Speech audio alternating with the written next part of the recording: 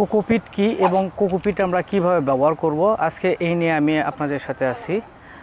Cocopeat মূলত দুই ধরনের হয়, একটা হচ্ছে ডাস্ট কোকোপিট আর একটা হচ্ছে ব্লক কোকোপিট। মূলত আমরা ডাস্ট কোকোপিট বাংলাদেশের বিভিন্ন জাজিম তৈরির কারখানার থেকে নারকেলের ছোবড়ার যে গুঁড়াটা পেয়ে থাকি, এটা হলো ডাস্ট কোকোপিট। এরপরে যেটা হচ্ছে কোকোপিট, সেটা হচ্ছে ব্লক আকারে যে কোকোপিট পাওয়া যায়, এটাকে আমরা ব্লক কোকোপিট বলি। ব্লক কোকোপিট মূলত বাংলাদেশে পাওয়া যায় না, এটা আমরা বিদেশ থেকে আমদানি করে নিয়ে আসা হয়। আজকে আলোচনা থাকবে ব্লক কোকোপিট নিয়ে। ব্লক কোকোপিট মূলত মেশিনের সাহায্যে চাপ দিয়ে বিভিন্ন আকারের তৈরি করা হয়ে থাকে। এটা 5 কেজি হয়ে থাকে, 1 কেজি হয়ে থাকে এবং বিভিন্ন সাইজের হয়ে থাকে। ব্লক কোকোপিটের কি সুবিধা?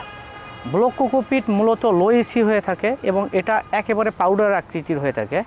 আমরা যদি 5 কেজি একটি ব্লক কোকোপিটকে পানিতে ভিজানো হয়, তাহলে মূলত এটা 7 থেকে 8 গুণ বেড়ে যায়। অর্থাৎ 5 কেজি ব্লক কোকোপিট পানিতে ভিজাইলে এটা পাওয়া যায় 35 থেকে 40 কেজি। আর ব্লক কোকোপিটের মধ্যে কোনো ধরনের ছোবড়া পাওয়া যায় না, এই কারণে এটার গুণগত মান অনেক ভালো।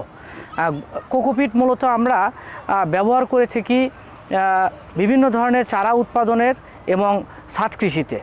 1 নম্বরে ব্লক কোকোপিট লো ইসি হওয়াতে এর মধ্যে লবণাক্ততার পরিমাণ কম, যে কারণে আমরা যদি চারা উৎপাদনের কাজে ব্যবহার করি তাহলে এই কোকোপিটে খুব সুন্দরভাবে চারা হয়। 2 নম্বর, ব্লক কোকোপিটের মাধ্যমে চারা উৎপাদন করলে গাছের অতিরিক্ত পানি সহজে নিষ্কাশিত হয়, এর কারণে গাছের শিকড় পচে যাওয়ার সম্ভাবনা খুব কম থাকে। 3 নম্বর, কোকোপিট ব্লক তার নিজের ওজনের চাইতেও অনেক গুণ পানি সংরক্ষণ করতে পারে, এর কারণে চারাতে অনেকক্ষণ আর্দ্রতা ঠিক থাকে। দর্শক, আজকে এখানেই বিদায় নিচ্ছি। সবাই ভালো থাকবেন, সুস্থ থাকবেন। আসসালামু আলাইকুম।